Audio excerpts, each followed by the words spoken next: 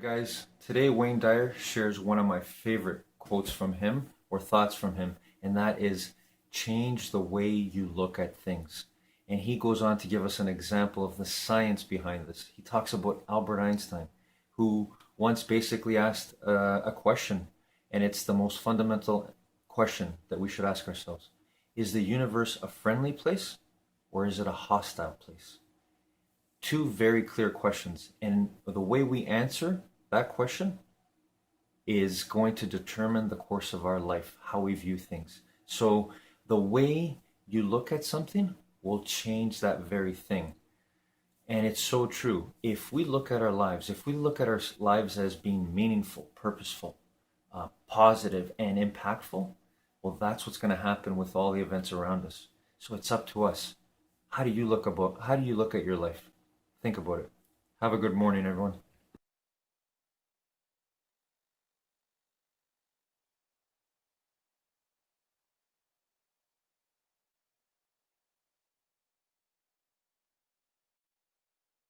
The world recently lost a legend of the personal development industry, Mr. Bob Proctor. And so to celebrate his life, please enjoy one of these videos that I've made from our vault of Espressos.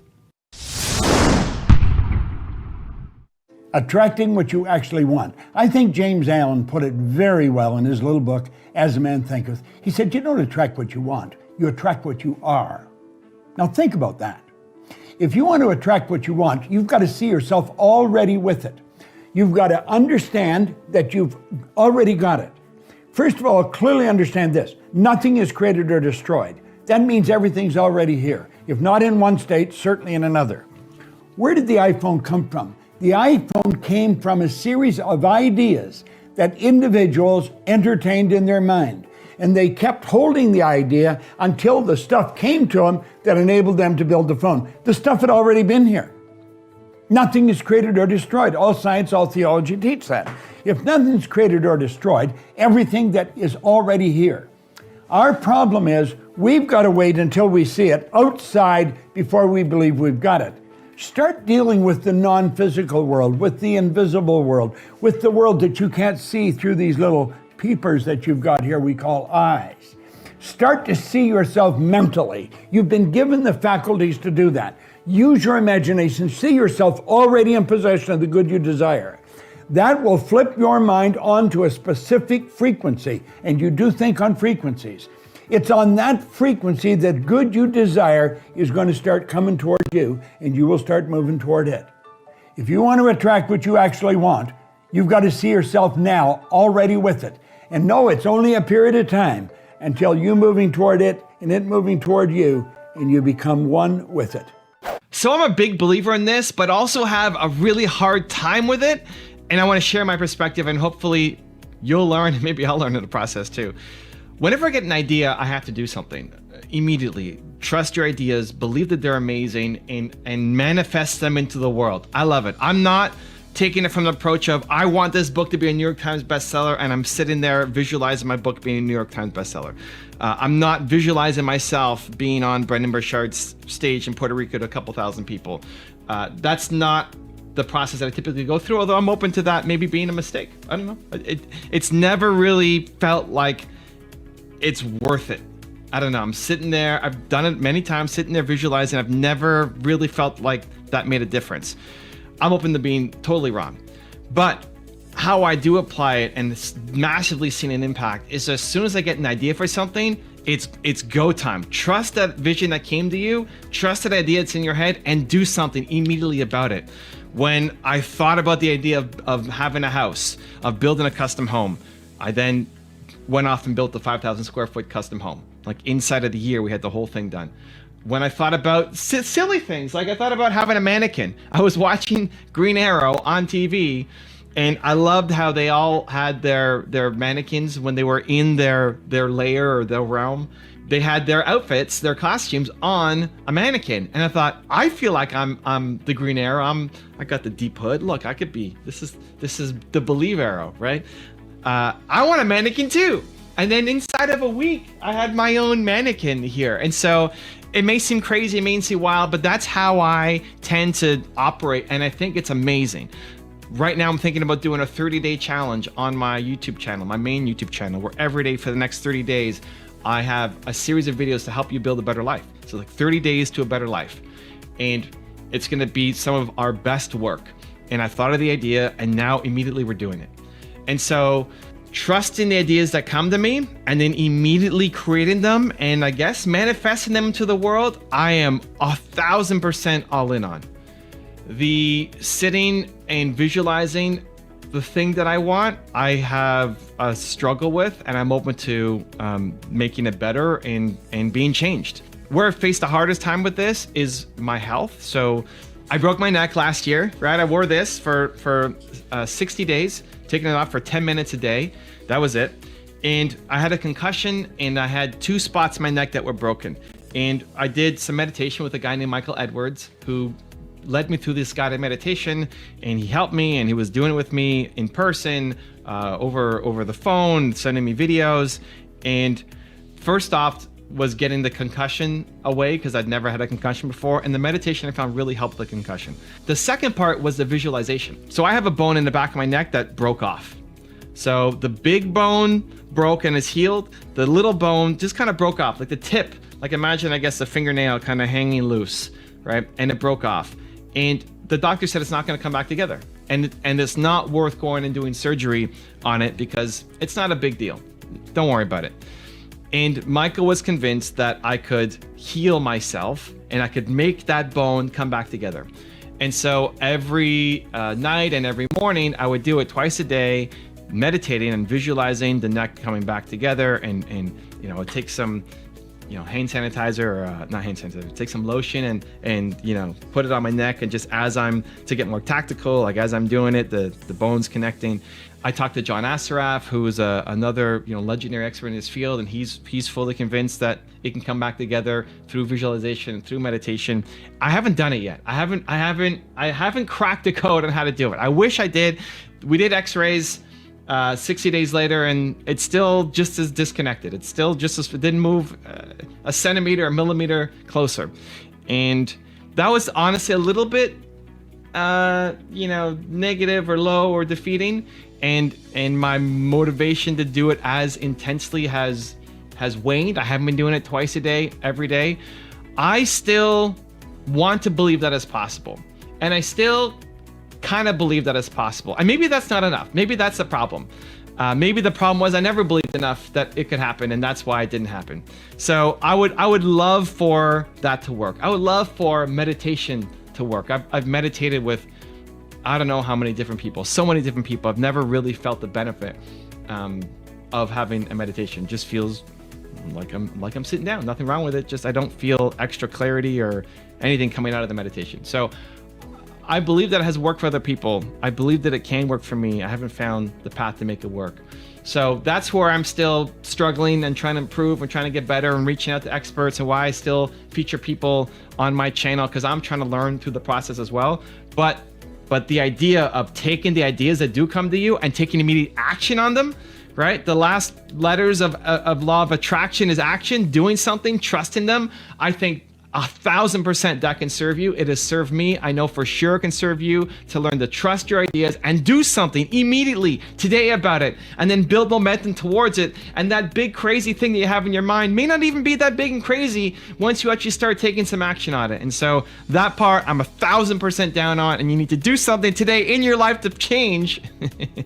And the other side, I'm totally open to feedback, suggestions on how I can get better, how you can get better. And so that leads me to the question of the day. I have a really special bonus clip that you're gonna enjoy right after this. But before that question of the day, I wanna know, what do you think about the law of attraction, about using your mind to make things happen? Any experiences you had, let me know, put it down in the comments below. And if you made it this far in a video, you're still watching, and you promise, you commit that you're gonna do something to take action on what you watched here today. You don't just watch videos, you take action in your life. Give me a hashtag believe down in the comments below. I want to celebrate you. Have you seen the movie The Secret, or have you read the book The Secret? Now maybe you have heard of the law of attraction and you wonder exactly what it is, and you wonder, does this actually work? Does the law of attraction work? You see, believe it or not, law of attraction is not some complicated magical ritual or some mysterious ancient secret. It's actually very, very simple. I want you to think of like gravity. It's an unchanging law of the universe, gravity. When I throw something in the air, it will drop to the ground. When you jump off a building, you will hit the ground. That's the law of gravity. You see, law of attraction is no different. It is simply the ability to attract into our lives whatever we are focusing on. In basic terms, all thoughts turn into things eventually, and what you focus on expands, just like gravity. To understand law of attraction, first you have to understand this, that you always attract into your life the people, the things, the resources, the ideas in harmony with your dominant thoughts. It means that you always attract people into your life in harmony with your current experience, knowledge, and wisdom. It means that your life only gets better when you get better. It means that as a salesperson, if you want to increase more sales, you want to close more deals, and you want to increase your income, you will only do that if you become better. You want to become a better manager, you will only become a better manager if you become better. You only become a better father only if you become better. We were at the penthouse and it was raining outside, heavy, heavy rain. I was looking over the windows and I was looking out there. I'm like, oh my goodness. I'm like, look at the dark cloud. Look at the pouring rain, like so depressing. And then Jenny walks by and she's looking at the windows and she's like, oh, it's so romantic. I'm like, romantic?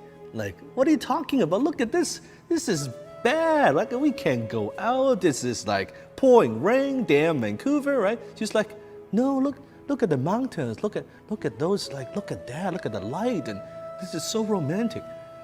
I'm like, are you and I looking at the same thing? What is going on here? Well, we are looking at the same thing. The difference is that she saw beauty and I saw dark cloud. It is the same scenario. See, what you focus on expands. It's like the filter I was talking about.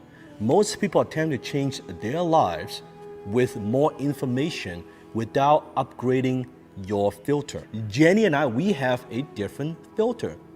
You see, you have to realize this, that it is not what happens to you, but how you think about what happens to you that determines how you react and how you feel. It is not the world outside of you that dictates your circumstances or your conditions. It is the world inside of you that creates the conditions of your life. So you could choose, do you want to give it attention or do you not want to give it attention? When you go home, when you complain about your work, when you complain about your business, guess what? You go home, you complain to your spouse. Oh my God, today the job is so bad, it's horrible. You are reliving that experience. You're giving it energy. Your brother-in-law, your brother, your sister calls you and you, oh man, let me tell you about how horrible work is today. You reliving that again, you are giving it energy. Yes, it has already happened, but you can choose if you want to give energy to it. And that's how you activate the law of attraction. The more you give energy to something, the more you attract those things and those circumstances into your life. If you want to see my favorite deep dive into the world of Bob Proctor, check the video right there next to me. I think you'll love it. Continue to believe, and I'll see you there. I want you to think of this for a moment. Let's suppose there was a virus going around, and this virus caused people to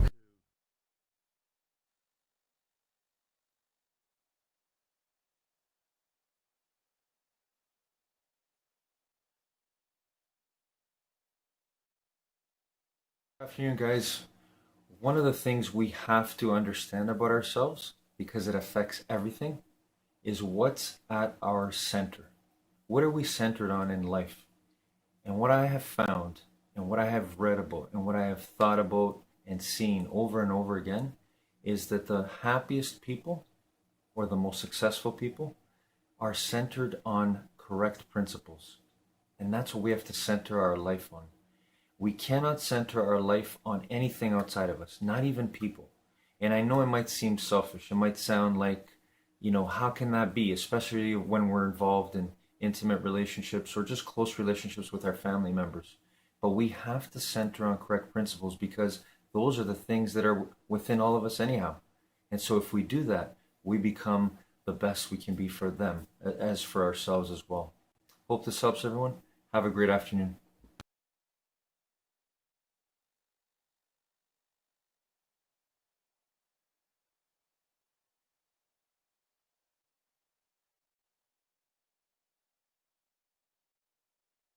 If you teach people to broaden their focus, to begin to, instead of focusing on everything material and physical that's causing the stress, everything that's known, broaden their focus and put their attention on space, on nothing. And the act of doing that causes the brain to begin to synchronize, to begin to unify, to become more coherent. And what syncs in the brain links in the brain. So the person's brain starts functioning normally and starts to improve without any medications, without any therapies, just a simple act. And the more they do it, the more order that's created in their brain, the more they can focus their attention and move into a more creative state. What do I want? How successful do I want to be? How healthy do I want to be? How much love do I want in my life? You can ask the bigger questions. By the same means, when the person is gripped by those hormones of stress and they're not running from that predator, they're not fighting, and they're not freezing and hiding, but the chemicals are running, their heart is beating because it's in an aroused state, but it's beating against the closed system, and the heart starts beating incoherently. When that happens, energy leaves the heart, and we stop trusting, we stop believing in ourselves. So we teach people how to create brain and heart coherence, and what we've discovered just in the last couple years is that when this heart starts beating orderly, and it's a skill, just like anything else you do, like dancing the salsa, like when you understand all that information and now you're in the application of it, once you start to experience it and you get the feeling of what it feels like to be in this state, it turns out that when the heart is coherent, it starts informing the brain. You'll see it, the brain starting to change because the heart is telling the brain, it's time to create. Now it's safe to create. It's the creative center. So the person all of a sudden can see a possibility that they never could see before, and they can embrace the emotion of the event, listen closely, before the experience happens. Now this is fundamentally important because most people are waiting for their wealth to feel abundant and worthy. They're waiting for their success to feel empowerment. They're waiting for their new relationship to feel loved. They're waiting for their healing to feel gratitude. That's cause and effect. That's waiting for something outside to change, to take away this feeling of emptiness or lack or pain or guilt or whatever. We found out that when a person can actually embrace the emotion before the event, they can begin to condition their brain and body into a future experience, and the brain and body don't know the difference. So all of a sudden, the person who was traumatized and had their experience, now all of a sudden they're teaching their body emotionally how to live in a new environment, and the body doesn't know the difference between the real life experience and the one that they're fabricating. So in a sense, by creating brain and heart coherence, the stronger the emotion they feel for their new vision of the future, the more they're going to pay attention to the picture in their mind, and they're literally remembering their future. And now there's biological changes in gene expression, in neurological circuitry, in brain coherence, in immune regulation, in digestive balance, in microbiomes, and all the things we measure show the body's now out of survival. It's time for growth and repair. So the side effect of that is we see people with those serious health conditions that were actually initiated because of the trauma. All of a sudden, when they feel that elevated emotion, it's like they've taken their body out of the past into the present moment. And now the body all of a sudden recalibrates. And if the quotient of their excitement for their new life, for their new future, the emotional quotient of their dream is greater than the betrayal or the shock, or the trauma, there's immediate reorganization in the brain and an immediate change emotionally in the body. And now the person looks back at their past, and we've interviewed enough people to know this is the truth, and they say, I don't want to change anything in my past. All of that brought me to this moment. And that's the moment the past no longer exists. So people can have a brutal past, where we've had people that have had abuse, physical, sexual, emotional, that have gone through all kinds of abuse, were suicidal, had all kinds of health conditions, and in one instant, one inner experience from the meditative process begins to change everything about the way they see their past. They're seeing it from a greater level of consciousness. They're seeing it from a place of love. They're seeing that all of that had to happen. It makes sense to get to this point. And now they're no longer victimized by their disease. They're no longer victimized by their past. In fact, they'll tell you, that had to happen for me to have my healing. Now, they're in a new state of being. The disease, the trauma exists in somebody else.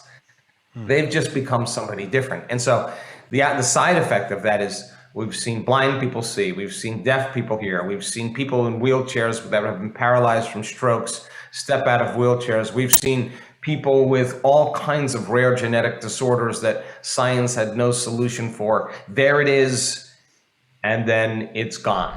Want to be happy? Build a life, not just a business. Hey, it's Evan Carmichael, and this channel was created to help you overcome the #1 challenge that is holding you back, a lack of belief in yourself. You watch these videos because you know you've got more inside you. You've got Michael Jordan level genius at something. So today, let's live your best belief life and learn how we can become supernatural with Dr. Joe Dispenza. Enjoy. Rule number 2, carry positive energy. I always say to people, when is the last time you sat with your heart and just worked with it? Like, so that it's not contracted and afraid and protected. It takes practice to do that. And so we work with people in letting them, we give them numerous opportunities to practice this over and over and over again. And sooner or later, petal by petal, it starts to bloom, and all of a sudden, there's an authentic smile on their face. And once energy meets the heart, it goes right to the brain. We did this study where we hooked up an electrocardiogram to an electroencephalogram. And an electroencephalogram is a brain mapping machine. So we measure 19 or 26 different compartments, and we're looking to see all different kind of activity in the brain. But we measured the heart along with it, and when the heart starts beating coherently, in a sense of order, like taking a big sheet, Jay, and going like that, the heart sends a wave right up to the brain, and the brain goes into these beautiful states of alpha. The heart is telling the brain it's safe to create again. It's safe to imagine. It's safe to dream of a new future. And there's the stroke volume of the heart in order, and then you see these 2 or 3 seconds of beautiful, coherent alpha. The brain is it's in that creative state. Then there's a pause, and it happens again, and it's beauty. It's a symphony. If you don't have that mechanism, you can have all the intention in the world, but there's no carrier wave. I mean, and people, when they make energy reach their heart, there's an external field that's created. It's magnetic. It's measurable, and that energy is frequency. And if that frequency is coherent, it can carry the intent or thought on a coherent brain of that future. The energy of suffering cannot carry the thought of health or wealth. It's not consistent with it. It carries a different set of thoughts. So then the training then is getting people into those heart states, because once they start trading that fear or that pain or that frustration or trying or whatever, forcing, control for gratitude, and they just let all that go. And I say to them, listen, if you can't feel gratitude, or if you can't feel love, I just want to know what you've been practicing feeling every day. Because that feeling that you're practicing is what you're always feeling. Now let's practice feeling something else. In the beginning, it's not going to be easy, but you got to keep following the formula, keep doing it, keep doing it, keep doing it. Well, when they start feeling gratitude, it's very interesting because the emotional signature of gratitude is that something wonderful just happened to you. Something favorable is happening to you, right? So you've just received something, or you're receiving something, you say thank you. So gratitude is the ultimate state of receiving emotionally. So when you move into a state of gratitude and you open your heart, you will accept, believe, and surrender to the thoughts equal to that emotional state, and you'll program your autonomic nervous system into a different destiny. You could say, I'm healthy, I'm healthy, I'm healthy, I'm wealthy, I'm wealthy, I'm wealthy, I'm wealthy, I'm free, I'm free, I'm free, and your body is conditioned into misery, and it's saying, no, you're not. And that thought stops right at the brainstem. It never makes it to the body because the body is on a different program. So then, when the person starts trading that and they start opening their heart, well, their immune system gets stronger by 50%. 50% in 3 days, they start making immunoglobulins. Their body's natural defense against viruses and bacteria is 50%, not a little bit, a lot. That's one study. And so trading that, telling the body it's in the environment where it already happened. And so that's when the miracles start happening. That's when people say, I'm not doing anything. Well, of course you're not. You don't have to. Rule number 3, get beyond yourself. We had Bond University, university in Australia on the Gold Coast. Senior researcher took the large majority of my brain scans, and she had them analyzed by her graduate students, and they statistically looked at everything. One of the most startling things for the research team was our community's ability to get to that point where there's nobody, no one, no thing, nowhere, no time. Now I'm talking 4 seconds. I'm talking 5 seconds. I'm talking 9 seconds. Just give me a second. I know how to do this. They've practiced it enough times that the creative moment is when you get beyond yourself, when you dissociate from everything known in your material world.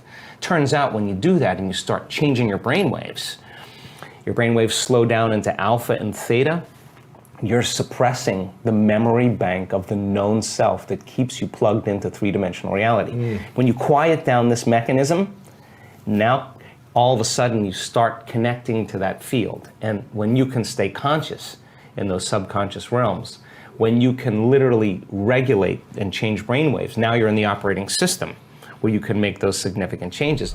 Also, to make sure you're actually taking action after watching this video, I've designed a special free worksheet just for this video. The worksheet will highlight all of the lessons learned in this video, as well as pull out our 3 favorite learnings and quotes that will inspire you to actually do something. The worksheet will also give you space to write down what your key takeaways are and your specific plan of action to make sure you're getting results. If you want the worksheet designed specifically for this video, absolutely for free, there's a link in the description below. Go click on it and start building the momentum in your life and your business. I'll see you there.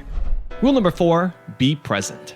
If you take a person and you have them close their eyes and mentally rehearse doing bicep curls in their mind, and they come for 1 hour a day into a clinic, and you add the emotional component of stronger, harder, more intense.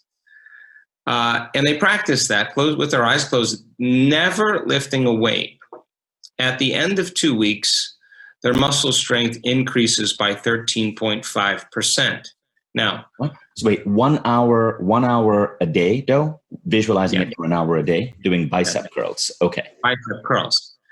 So that means then when we're truly present, and we add an emotional component, if you can do it in the present moment and stay present and repeat it over and over again, when the brain is in the present moment, it will not know the difference between the real life event of contracting your muscles and doing it in your mind. And your brain will begin to look like you've been doing it all along, and you begin to activate new circuits in your brain. And if you repeat it, you fire and wire it, more circuits, begins to create a neurological network, a new level of mind. So the research shows then that people who never played the piano before, you can divide them into 2 categories. And you can do a brain scan on one group of people and then set them in front of a piano and teach them one-handed scales and chords. And they come for 2 hours a day and they practice those scales and chords for 5 days. At the end of 5 days, they rescan their brain, and lo and behold, they grow new circuits on the opposite side of the brain. No magic there. You learn something new. Learning is making new synaptic connections. You get some instruction. You got to get your body involved. You get your body involved, you're going to have a new experience. Experience enriches the brain. Pay attention to what you're doing. You got to pay attention and stay present and repeat it over and over again, firing and wiring. You're going to assemble new neural architecture. We can take another group of people, have them close their eyes, and mentally rehearse playing those scales and chords for 2 hours a day for 5 days. Scan their brain before and scan their brain after. At the end of 5 days, they grow the same amount of circuits in their brain as the people who were physically doing it. Now, what that means is if you take those people and you set them in front of the piano without ever lifting a finger, they can play those scales and chords. Why? Because they prime their brain for a future behavior. So if you truly wanted to change some aspect of yourself, then you would have to ask yourself, who do I want to be when I open my eyes? Now, Right. the act of answering that question is going to turn on your frontal lobe, and the frontal lobe has connections to all other parts of the brain.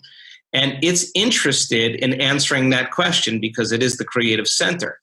So as it begins to scan the landscape of the brain, it can only gather information from things you've intellectually learned or things you've experienced in your life.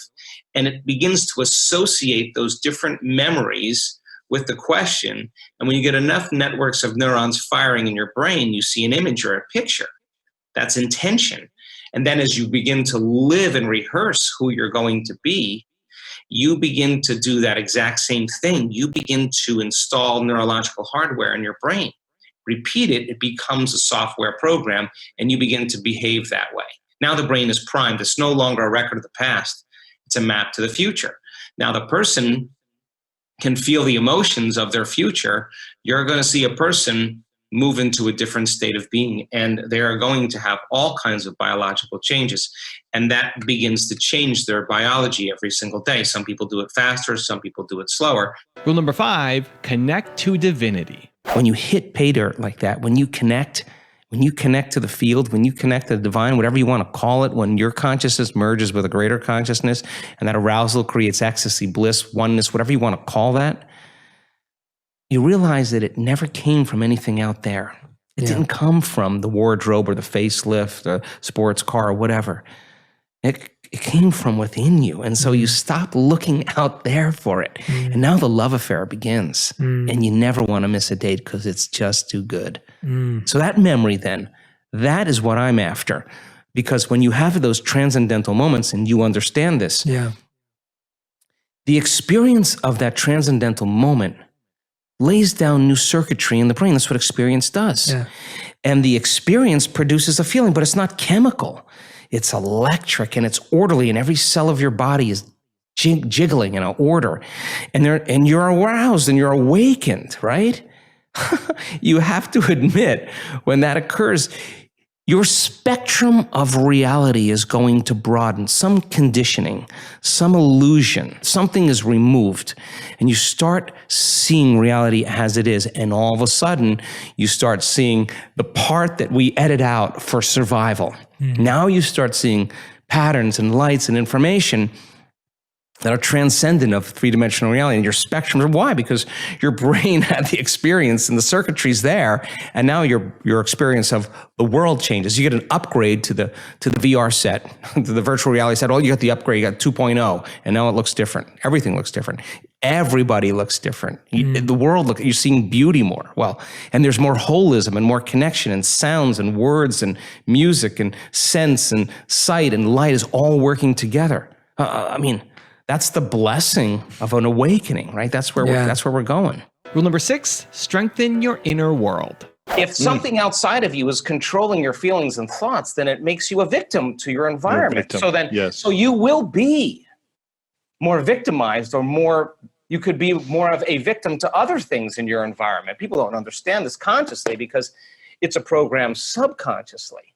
So now, if you begin to strengthen your inner environment now, this is where our work comes in, because we have research to show that when you place your attention right here in your heart, this center right here, this is the beginning of our divinity. This is our center of oneness, our wholeness. This is where we begin to feel love, gratitude, compassion, kindness, care, freedom, joy. It's all these elevated emotions that are heartfelt emotions.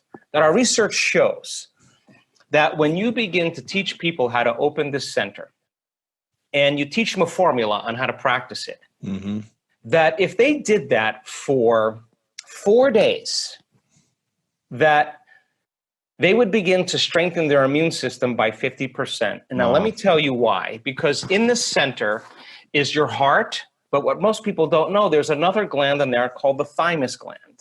Thyme leaf. It's named after the thyme leaf. And the thymus gland has two functions. It has an endocrinological function. It makes growth hormone. That's our youth center. And it makes strong immune chemicals, and it has an immunological function.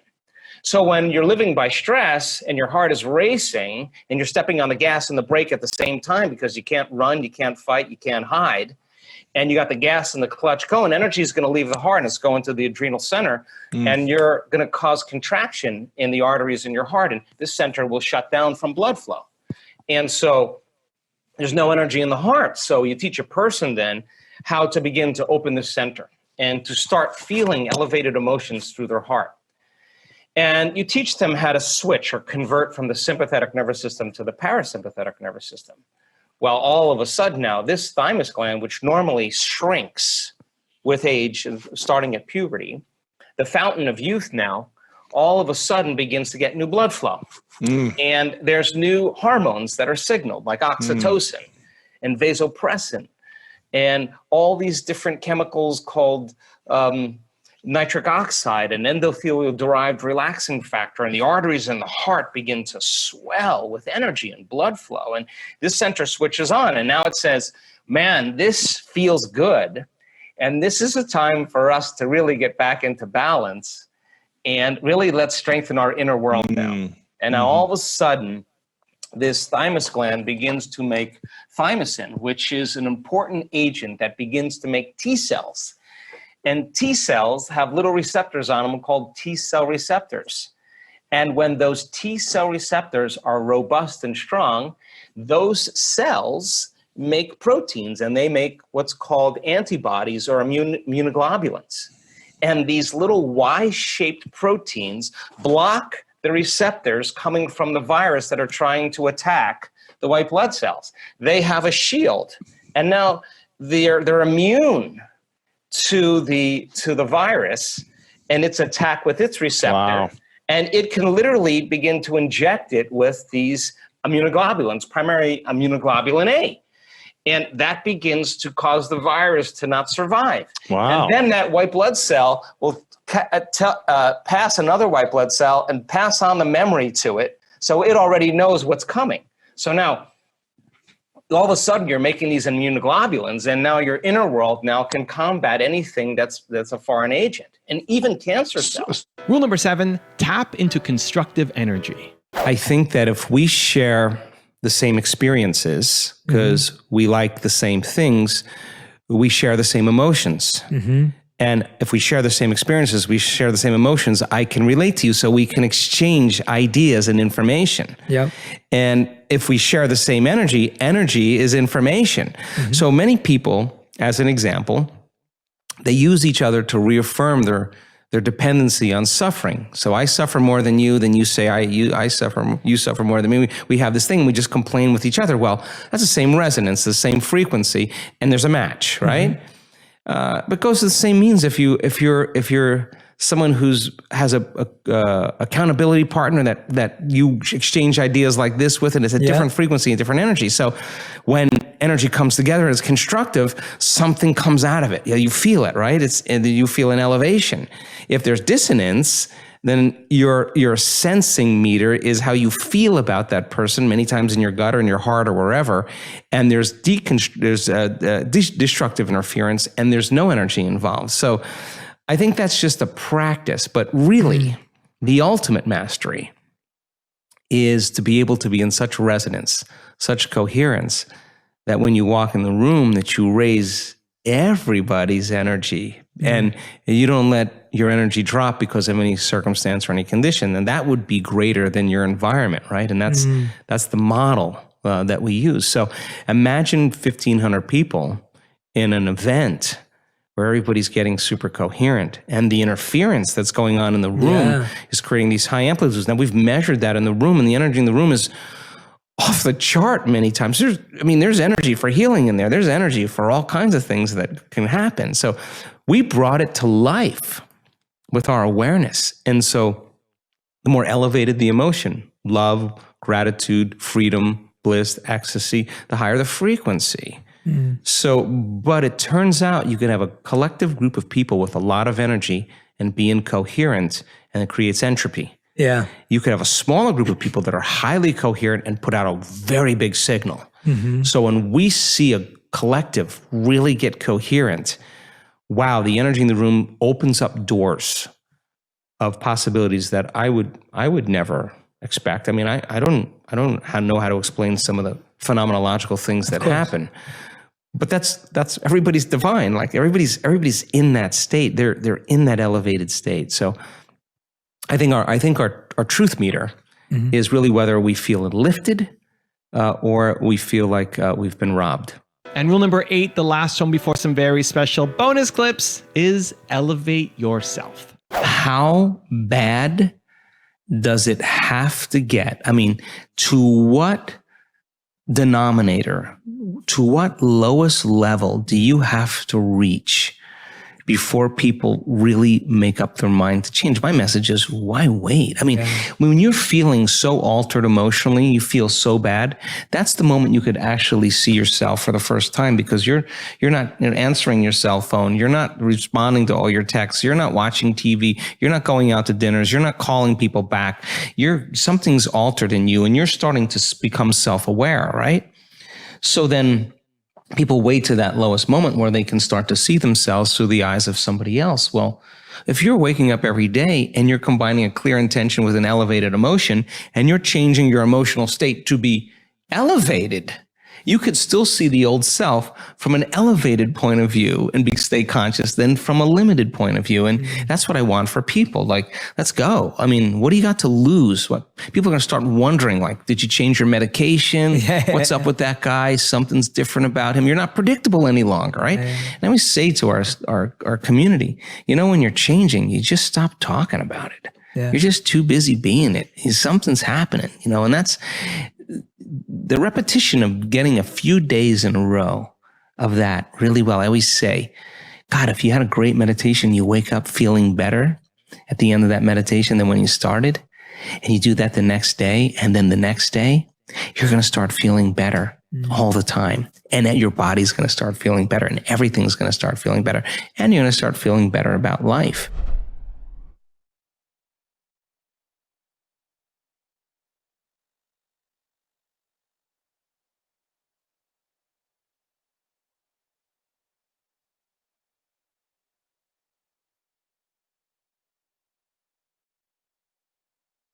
Good evening, guys. I want to share with you a funny personal story. So you guys know that I'm trying to provide as much positive thought energy by spreading it, spreading my mission, my life mission, and I'm really excited about it. I really want to do the best I can with it, with what I have and what I know. But I make mistakes, and I have to laugh at this one. Last week, my friend Zach, YouTube friend Zach, reminded me that there are a lot of things that I'm perhaps not doing the right way or following the rules, so to speak. But I've been sending a message, and yeah, it's been a standard message that I'm trying to show my support for people that are spreading positive thought energy. But Zach was telling me that it's been identified as spam on YouTube, and I thought, this is hilarious. I said, again, this is an example. I don't know my how, but I know my why. My why is good. It's strong. It's pure. It's right. But I make mistakes, and we can laugh at it. Have a great evening, everyone.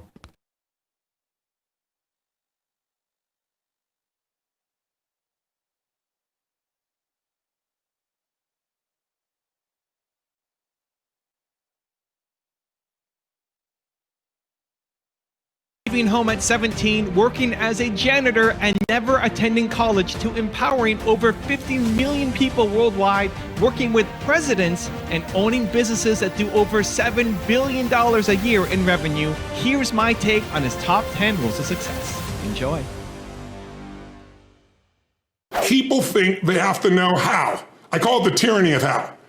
Like, you get all excited, I'm gonna do this, and then your brain goes, I've never done it before. Oh my God, what did I say? I don't know how to do this. And they tend to focus on how to do it. And when you start with how, you're screwed. Like, Martin Luther King had no idea how when he did his I Have a Dream speech. In fact, his wife was the one that pushed him because he was uncertain, right? If you know the real history, it's pretty interesting. But the bottom line is he gets up there and he gives his vision of how it can be done. He talked about what needs to happen and why. If you can figure out what you want and why you want it, and you get strong enough reasons that'll drive you late at night, it'll get you up early in the morning, and the reasons are different. Some people do it for nitty-gritty reasons. Jim Rohn used to say, because some guy told him he borrowed money from this finance company, I forget the name of it, HFC Finance, whatever the hell it was, and he hadn't been back since he borrowed the money, So they're calling him. In those days, they could harass you in ways they can't today, right? They call him, show up, and embarrass him in front of his neighbors. And so Jim Rohn, his first real chunk of money, he told me he made because it's like he set this goal. It was his nitty-gritty reason. His reason to get rich was so he could go down and pay this thing off. And he said he went to the bank and got it all in cash and in small bills, and he bolted into this little HFC, finance place, and the guy who borrowed the money was the fourth best back. And he said, I walked up there, I opened up this brief, and I dumped all the money all over his desk in small bills. And I said, count it, it's all there, I will never be back. He said he was startled because I hadn't been there since I borrowed the money, right? But he did it for nitty-gritty. Some people do it for their kid. Some people will do it, we'll almost all do it for something more than ourselves. Some people do it because they like winning. Right? I know that about you, right? It's like, I like winning. I like being the best at what I do. So I'm not going to settle for less than that. Why would I? Right? So you got to find your reasons. But if you know what you want and you get a big enough why, now you'll figure out how to do it. But if you start with how, the small brain, the fear brain, goes, oh shit, I don't know what to do. I don't know where to go. I don't know what to do 90% of the time either. I know what and why, and then I try something. It doesn't work. I try something else. No, just something else. Now I speed it up by learning from the best. So that's why, Money Master the Game is a perfect example. My companies, at the time were $100 million companies. I had one $500 million company. Now we're doing $7 billion. I took what I learned from these guys. I applied it not only to my investing, I applied it to my own businesses. Why do I reinvent the wheel when I just learned from the best on earth? I mean, somebody who's that good can tell you that little 2 millimeter thing that changes everything. So my life is really about learn from the best, but I don't start with the how. I start with the what and the why. And I think that's the mistake most people make. Rule number 2, be passionate. One of the things you have to understand about life is everything changes and everything ends. And that kind of sounds heavy on the front end, but it's a truth. If everything changes and everything ends, number one, it should make you appreciate what you have right now. And then my view is what's next is always better. If I make it so, it's my job to make it so. And so I think, for me, I look at it and say, when you said genius is a young man's game, I think that's total bullshit. I think passion is the genesis of genius. If you got enough passion, you're going to find answers nobody else does. But most people run out of fuel, meaning they get tired, they get exhausted, they get burnt out, they get the law of familiarity. They're around something so much they take it a little bit for granted. And I've managed to see something in myself that I found in every great leader that I've ever respected. And that is, I value intelligence immensely, but I know really smart people can't fight their way out of a paper bag pragmatically, right? I'm sure you do too. What I see as the one common denominator of people that are successful over a lifetime is the sustained hunger. Hunger is the number one factor. Rule number 3, keep growing. We are made to grow. If we don't grow, it doesn't matter how much money you make, doesn't matter how many people gave you Academy Awards, stars on your chart. I mean, I get the phone calls from all these people who you would think have the greatest life in the world, and then they're calling me because it's not so great. Because they haven't mastered the inner world. They're good at the outer world. But this one hasn't been given enough time or energy. They've been so focused out here, and they've done so well out here. Not so well in here. This is the one you want to do well on. You do well here, you can master the outside world too. You can handle anything.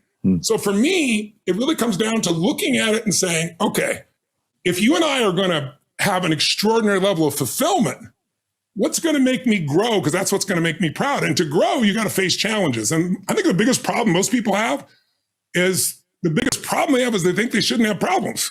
You know, it's like problems are a sign of life. Problems are what make you grow. Now, you know, I'd rather call it a challenge. I'd rather look at it as a challenge and take it on as a challenge. But you and I both know.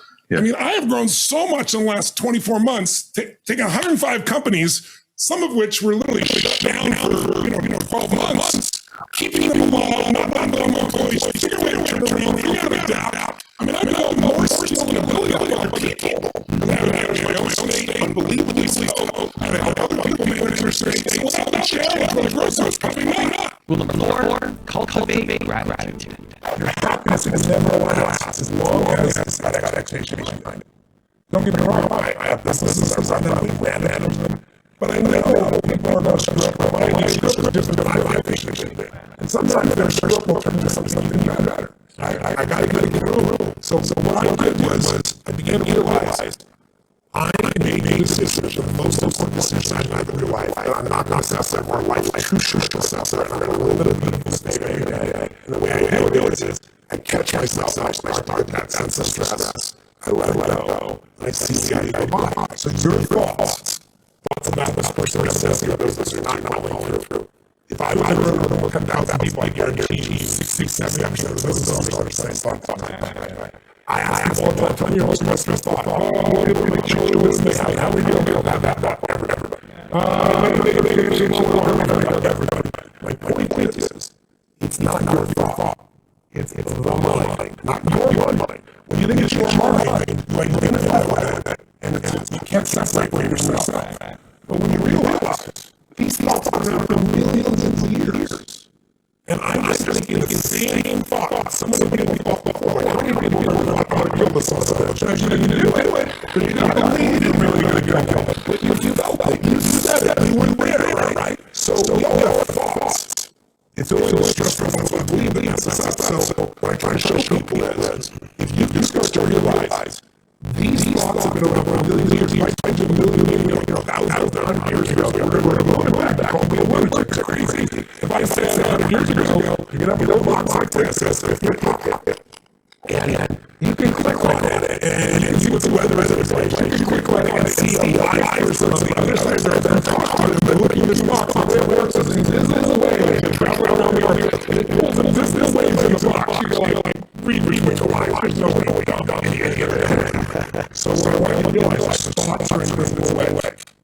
When you turn on TV, it's invisible waves. And depending on the channel, you're going to see a love story, or an adventure, or a drama, or a comedy, or horror. The way you determine which of those thought waves come through you. One moment you're pissed off, the next moment something makes you laugh. You change your body, change the channel, change what comes through you. So what I'm trying to do is very simple.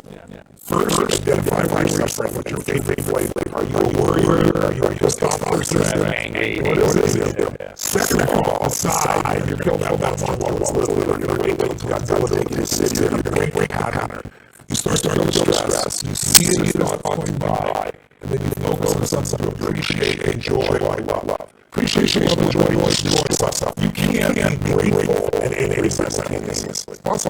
You can't be worried and fearful and angry simultaneously. So I tell people gratitude is one of the emotions cultivate that'll destroy the stuff. And that's what you do. Also, to make sure you're actually taking action after watching this video, I designed a special free worksheet just for this video. The worksheet will highlight all the lessons learned in this video, as well as pull out our 3 favorite learnings and quotes that will inspire you to actually do something. The worksheet will also give you space to write down what your key takeaways are in your specific plan of action, making sure you're getting results. If you want the worksheet designed specifically for this video, absolutely for free, there's a link in the description below. Go click on it and start building the momentum in your life and your business. I'll see you there. Rule number 5, change your focus. Where focus goes, energy flows. Most people focus on what they're afraid of, and so more fear comes their way. And it's easy because we all have a 2 million-year-old brain that's designed to look for what's wrong to protect ourselves, fight it, or to run for it, or to freeze. That's the way our whole brain is wired to continually afraid. But that brain's never going to make you happy. You have to learn to take control of your focus. And if you focus on, oh my God, it's never going to work, or you listen to somebody who tells you, oh, COVID's going to be here forever, we're never going to have anything again, and you focus on that, you get really depressed, as most people have. We have 100,000 people who overdose on drugs, we have more depression, and more people in suicidal health than we've ever seen in the last years, because people need to be becoming huge. You can deal with it tough today if you got to become tomorrow. And so what I help people do is design that. But once you change your focus, you'll change how you feel. Focus on something you got. Rule number 6, build momentum. Momentum is everything. The hardest part in life is creating momentum. So when that happened, I had built something momentum over, 40 years, literally at that point, around the world. And what do you do all of a sudden when, suddenly they say, you can't run a event with more than 10 people, and you've got 15,000 people scheduled to take the stadium.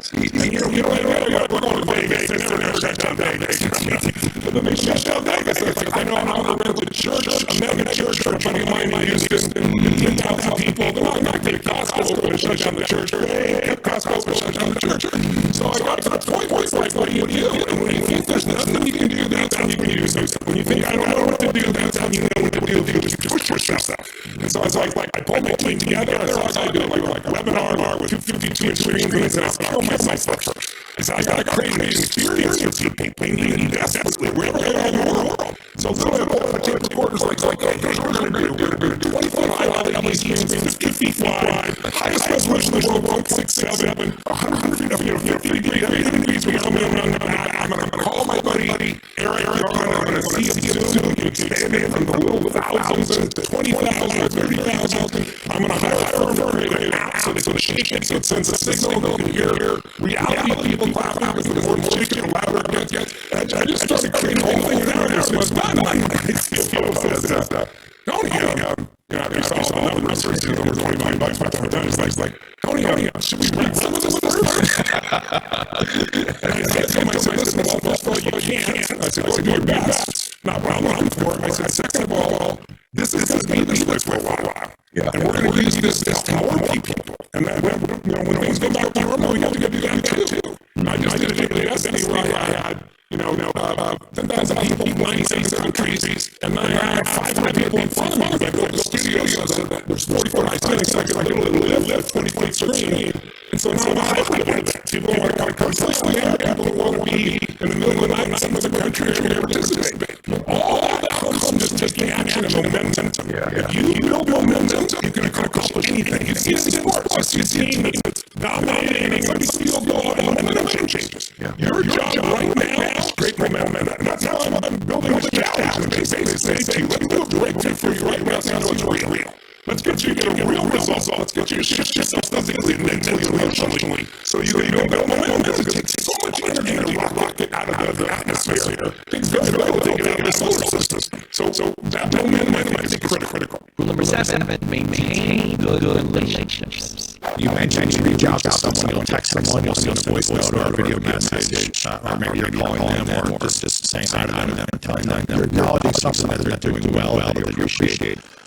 I don't think that many people do this. Why is this so important for you personally? And why do you think this would help so many people get out of themselves and overcome anxiety and stress if they did this even a couple of times a week? I know you said the day, but just a couple of texts a week. Why was this so valuable for people? I love people, so I love to sincerely. If you just call someone and compliment them, it's not sincere. Anybody would feel that. Like, I don't do that, It's like I pride myself on finding the goodness in people or the skill sets in people.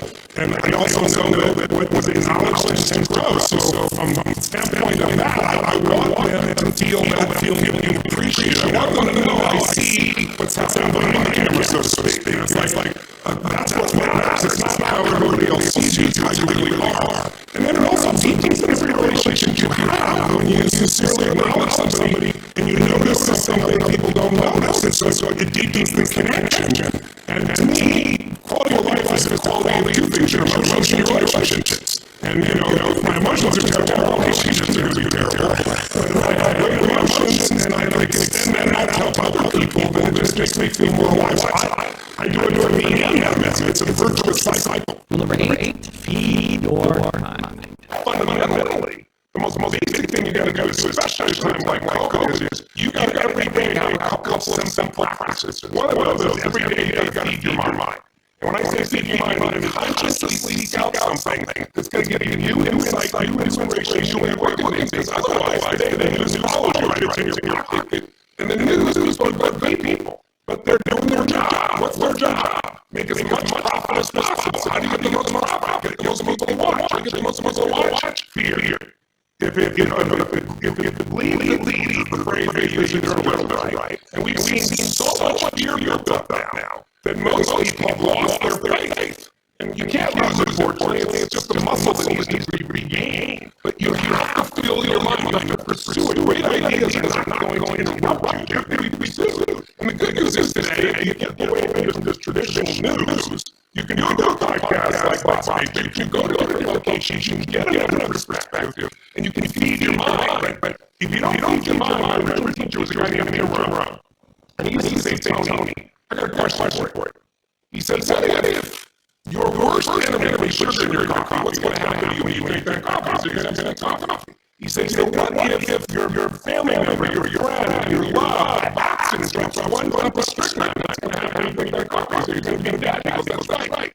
Life is sugar and strychnine, so watch coffee. Like every day, you got to stay guard the door of your mind, especially in times like this when there's so much fear. So you feed your mind. Rule number 9, do more for others. Just entrepreneurs in general.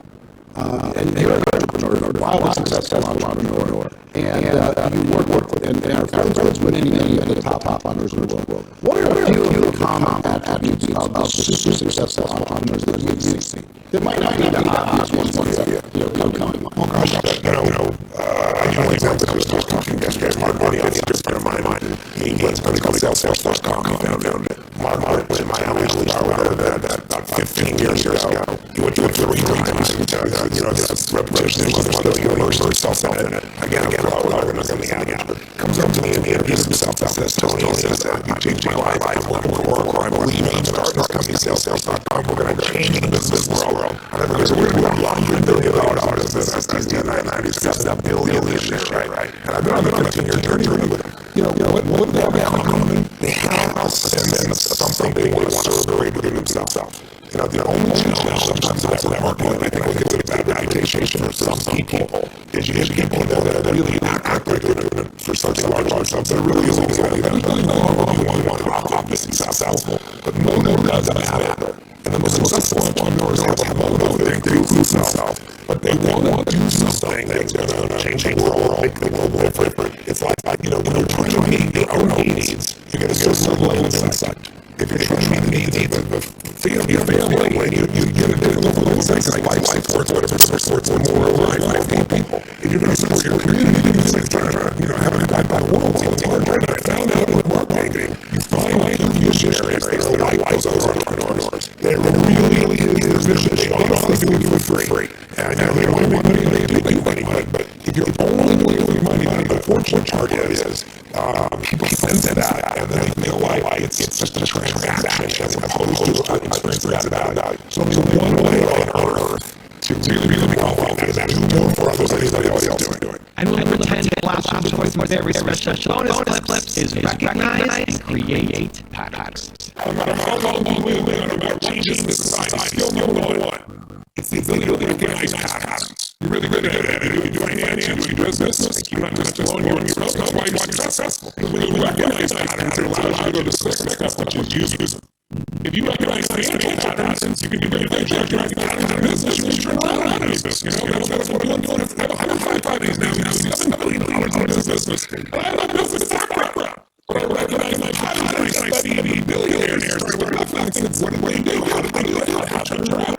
So if you can recognize patterns and you can use them, you got a great advantage. And then gradually over time, like, if you don't play the piano, you usually play other music initially.